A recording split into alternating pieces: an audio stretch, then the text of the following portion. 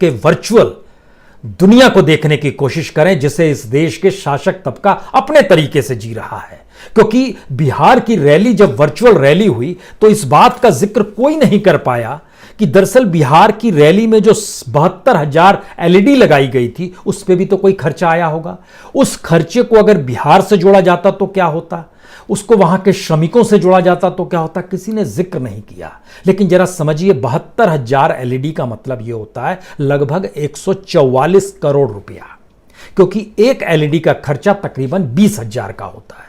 यह सिर्फ एलईडी का खर्चा है, बाकी खर्चों का हम जिक्र नहीं करते हैं। और 144 करोड़ रुपए का मतलब यह है कि जो श्रमिक देश के अलग अलग हिस्सों से बिहार पहुंचना जाते थे उनके लिए ट्रेन का भाड़ा था 600 रुपए का एक एवरेज, अगर वो एसी ट्रेन नहीं है तो। अगर 600 रुपए हर श्रमिक के ऊपर भी खर्च किए जाते तो तकरीबन 24 लाख मजदूर बिहार पहुंच जाते फ्री ऑफ कॉस्ट इस 144 करोड़ रुपए एलईडी पर जो खर्च हुआ। और जो रेलवे ने कहा कि हमको एक रेलगाड़ी चलाने में 8 लाख रुपए का खर्च आता है, तो अगर 8 लाख के हिसाब से भी जोड़िएगा तो लगभग 1800 ट्रेन रेलवे चला सकता था इसी 144 करोड़ में। और 1800 ट्रेन में हर ट्रेन में 1200 मजदूर को सफर करने का जो एवरेज तय किया गया था उसके हिसाब से भी 21,60,000 मजदूर बिहार तक पहुंच सकते थे फ्री ऑफ कॉस्ट। लेकिन दुनिया तो वर्चुअल है और हम लोग एक वर्चुअल परिस्थिति में जा रहे हैं। अभी हम बिहार की वर्चुअल रैली देख रहे हैं।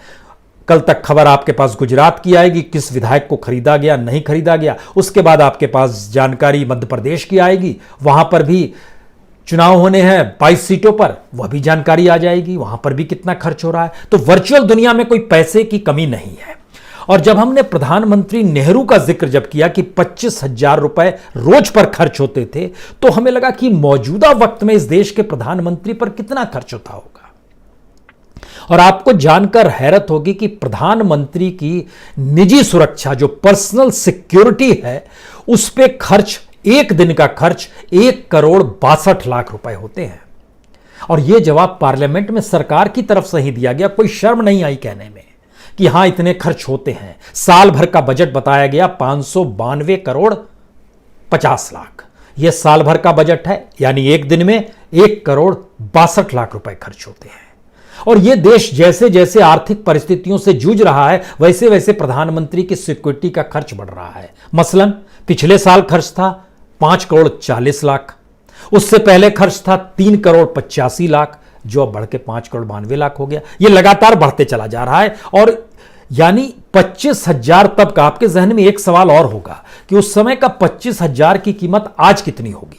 हमने वह भी जोड़ा, क्योंकि सोने के हिसाब से दाम निकाला जाता है और सोने के हिसाब से निकाला तो तकरीबन 90-95 लाख के बीच में वह 25,000 तब के हैं जो 1960-62 के बीच का हम जिक्र आपसे कर रहे हैं।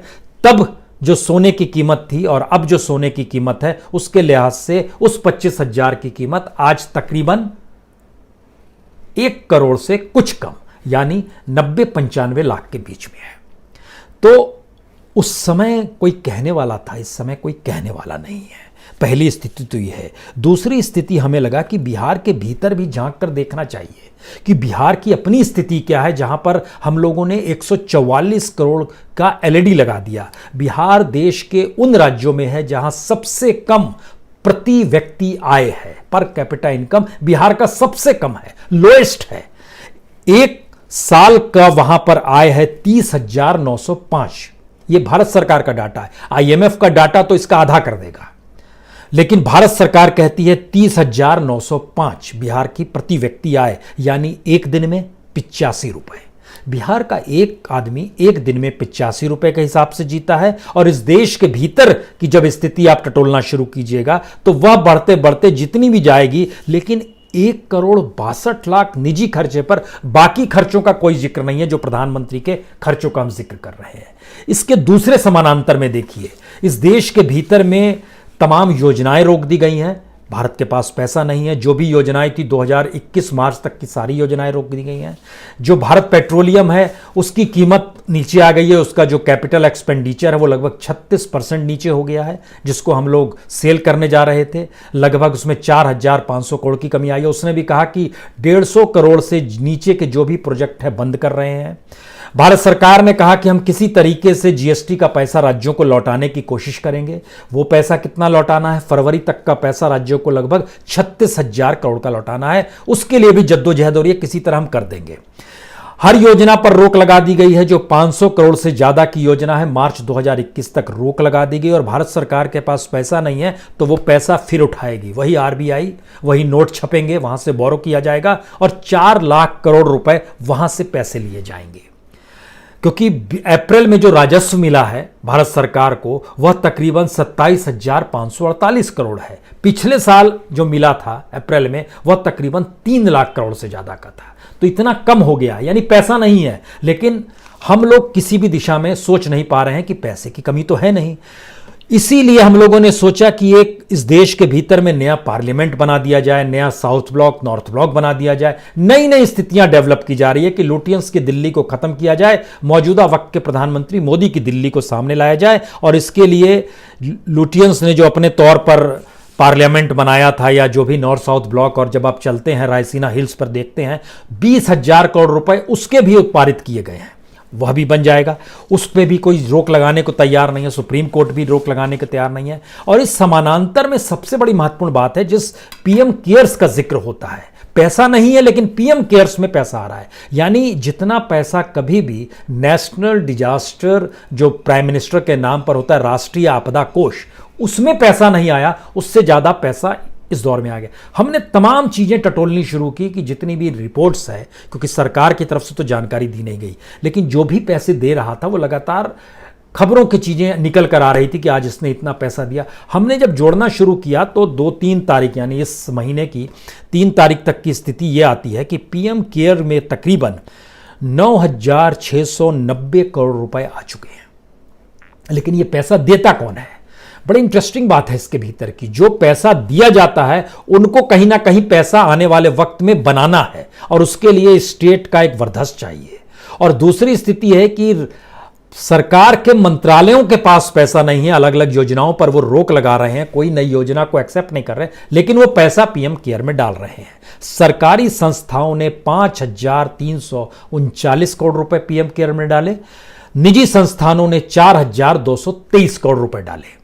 और अगर इसको आप सिलसिलेवार तरीके से समझना शुरू करेंगे तो सरकारी संस्थाएं हैं, जो मंत्रालय के अधीन संस्थाएं हैं, जो सरकारी कर्मचारियों की सैलरी है, जो सरकारी बैंक है, जो सीएपीएफ है, जो सरकारी तेल कंपनी है, सरकारी फाइनेंस कंपनी है, सरकारी शिक्षण संस्थान है, सब ने मिलाकर डाला है पैसा।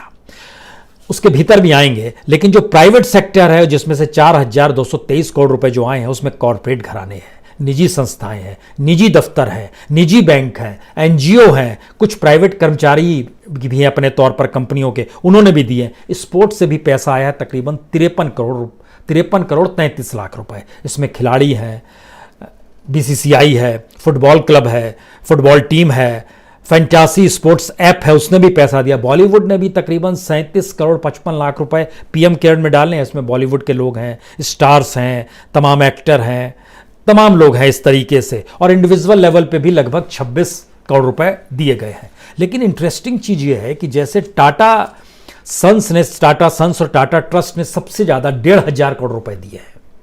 टाटा समूह की कंपनी जो टाटा पावर है वो 44,000 के कर्ज में डूबी हुई है। अब वो राइट इशू जल्दी लाने वाली है, ठीक उसी तरीके का राइट इशू जैसे एम्बानीज लेकर आए, रिलायंस लेकर आया, और उसने तकरीबन 53,125 करोड़ रुपए जुटा लिए। रिलायंस ने भी पैसा दिया है लगभग 500 करोड़ रुपए पीएम केयर में। अब आप देखिए ऊर्जा मंत्रालय के अधीन जो संस्थाएं हैं उसने 925 करोड़ दिए, और उस संस्था के पास ही जो ऊर्जा मंत्रालय है उसके पास अपने लिए चलाने के लिए पैसा नहीं है। रक्षा मंत्रालय ने 500 करोड़ रुपए दिए, उसके यहां अपने जो सारे कर्मचारी हैं सबके जो डीए हुए जो होते हैं सब कट चुके हैं। स्टील सेक्टर है वहां से 500 करोड़ आ गया, वो कोई योजना नहीं एक्सेप्ट नहीं कर रहा है क्योंकि पैसा नहीं है। वित्त मंत्रालय के स्टाफ्स का 430 करोड़ रुपए आ गया, आदित्य बिरला ग्रुप ने भी 400 करोड़ रुपए दिए हैं, ओएनजीसी ने 300 करोड़ रुपए दिए, एनटीपीसी ने 258 करोड़ रुपए दिए हैं। और हर को आने वाले वक्त में पैसा इसी मार्केट से बनाना है जिस पे सरकार की सहमति होनी चाहिए, अन्यथा मुश्किल हो जाएगी। तो इस स्थिति में अगर ये स्थिति कभी भी राष्ट्रीय आपदा कोष को लेकर भी नहीं आई, राष्ट्रीय आपदा कोष में एवरेज अगर आप निकालिएगा तो 500 करोड़ से ज्यादा कभी पैसे आते नहीं थे साल में। पिछले साल जैसे 738 करोड़ आया, उससे पहले 486 करोड़ आया, उससे पहले 491 करोड़ आया, उससे पहले 751 करोड़, इस तरीके से आते गए और फिलहाल लगभग 3800 करोड़ राष्ट्रीय आपदा कोष में है। लेकिन यहां पर 9000 जो आंकड़ा बताया 9690 करोड़ 97 लाख रुपए पीएम केयर में ये पैसा आया है। यह एक साइकिल है इकोनॉमी की, जो एक वर्चुअल दुनिया है अपने तरीके की, जिसमें आप कैसे कमा रहे हैं, कैसे पैसा ला रहे हैं, किस रूप में चीज़ों को डेवलप करेंगे, कहां से कैसे आएगा। जबकि हम लोग जब इस स्थिति में आते हैं कि देश की इकोनॉमी अगर डामाडोल है और आपने सारी चीज़ें रोक दी है और आपके पास इंफ्रास्ट्रक्चर नहीं है, क्योंकि जनता की दृष्टि से बात कीजिएगा तो इंफ्रास्ट्रक्चर की स्थिति क्या है, बारिश हो जाती है तो इस देश में गेहूं सड़ जाता है, लेकिन गेहूं को हम लोग भूखे लोगों तक पहुंचाने की स्थिति में नहीं है। पिछले दिनों मौसम बिगड़ा उत्तर भारत में, मध्य प्रदेश में तकरीबन 4,19,000 टन गेहूं खराब हो गया, भोपाल में 12,000 टन, उज्जैन में 2 लाख टन, देवास में 47,000 टन, धार में 68,000 टन, शाहजहांपुर में 60,000 टन, राजगढ़ में 15,000 टन, विदिशा में 11,000 टन, झाबुआ में 4,000 टन, रायसेन में 2,000 टन गेहूं बर्बाद हो गया। छत्तीसगढ़ में भी हुआ है, पारिया अंचल में, हरियाणा में भी, झज्जर में भी हुआ है, कोटा में भी 1.5 लाख टन क्विंटल गेहूं जो है वहां भी बर्बाद हुआ है। हमारे पास कोई इंफ्रास्ट्रक्चर नहीं है, एफसीआई के गोडाउन्स तक भी नहीं है। लेकिन इस देश में एक दूसरी वर्चुअल दुनिया है। उस वर्चुअल दुनिया में सोचिए कि एयरपोर्ट को हम प्राइवेटाइज करने जा रहे थे, तो अडानी साहब हैं, उन्होंने बोली लगाई और उनको 6 एयरपोर्ट मिल गए। अब फिर से दोबारा 6 लगाने वाले हैं, लेकिन पुराना किस्सा सुन लीजिए। 6 एयरपोर्ट लगाए, लेकिन इन सब के बीच में एविएशन इंडस्ट्री की हालत खराब हो गई है।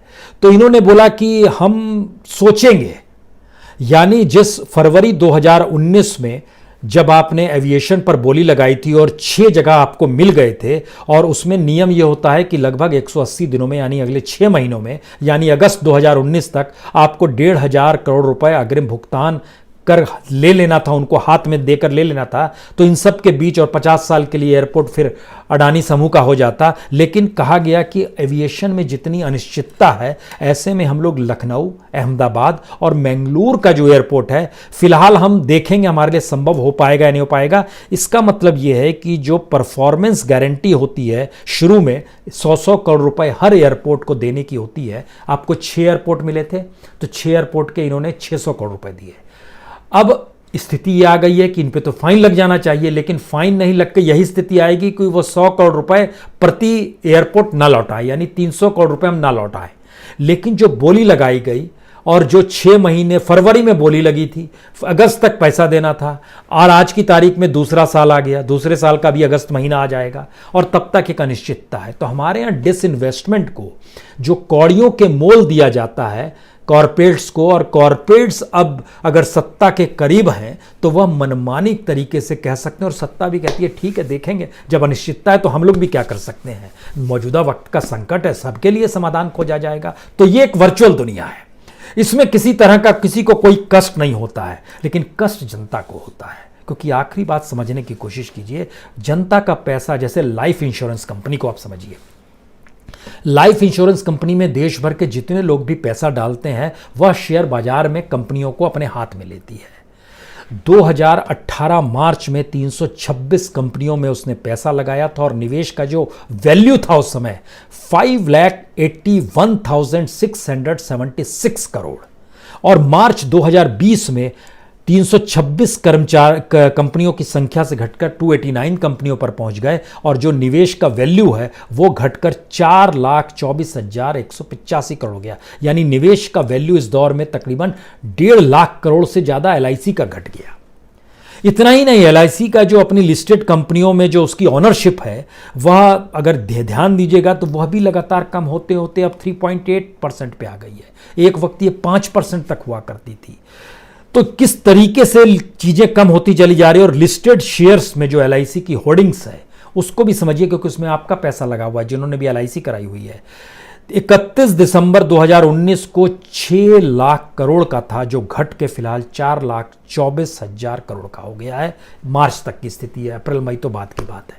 तो इसका मतलब यह है कि जनता किधर जाए, जनता के सामने जो दुनिया है उस दुनिया से इतर एक सत्ता की दुनिया है, और उस सत्ता पे खूब खर्च है, उसके पास अपरंपार पैसा है, वो कुछ भी सोच सकती है, कुछ भी चीजें लागू करा सकती है, कोई रोक टोक नहीं है, बेरोक टोक स्थितियां हैं। और इन स्थितियों में अगर हम लोग सफर को देखेंगे, इस देश के प्रधानमंत्रियों के सफर को देखेंगे, तो आपको यह भी जानकर हैरत होगी कि इस देश के प्रधानमंत्री में किसी का भी जिक्र कर लीजिए, नेहरू से लेकर, शास्त्री से लेकर मनमोहन सिंह तक, मौजूदा वक्त में सबसे ज्यादा खर्च मौजूदा वक्त के सत्ता पर ही हो रहा है, और वह भी सरकारी खजाने से हो रहा है। पता नहीं क्यों हमें याद आता है कि एक वाकई लाल बहादुर शास्त्री थे। उन्होंने किसी भी दुनिया के किसी भी देश के सामने हाथ फैलाने की अपने आप को खड़ा नहीं किया, चाहे खुद फटेहाल क्यों ना रहे। और देश में महात्मा गांधी ने तो कपड़े तक उतार दिए थे, जो स्थितियां थी कि हम एक लंगोट पहनकर ही चलेंगे। इस देश की स्थिति ऐसी है। लेकिन दूसरी तरफ रईसी का आलम क्या है? सिर्फ निजी सुरक्षा पर खर्च 1,62,00,000 का। यह है वर्चुअल दुनिया। और इस वर्चुअल दुनिया के भीतर में अब आने वाले वक्त में इस देश में लोकतंत्र भी वर्चुअल हो जाएगा, चुनाव भी वर्चुअल हो जाएंगे, और उसके लिए एक अपनी दुनिया रचा बसा ली गई है। उस रची बसी दुनिया के भीतर का मतलब एक ऐसी सत्ता है जिसके कोई सरोकार जनता से नहीं है, क्योंकि यहां खूब पैसा है, स्वर्ग है ये। बहुत बहुत शुक्रिया, बहुत बहुत शुक्रिया।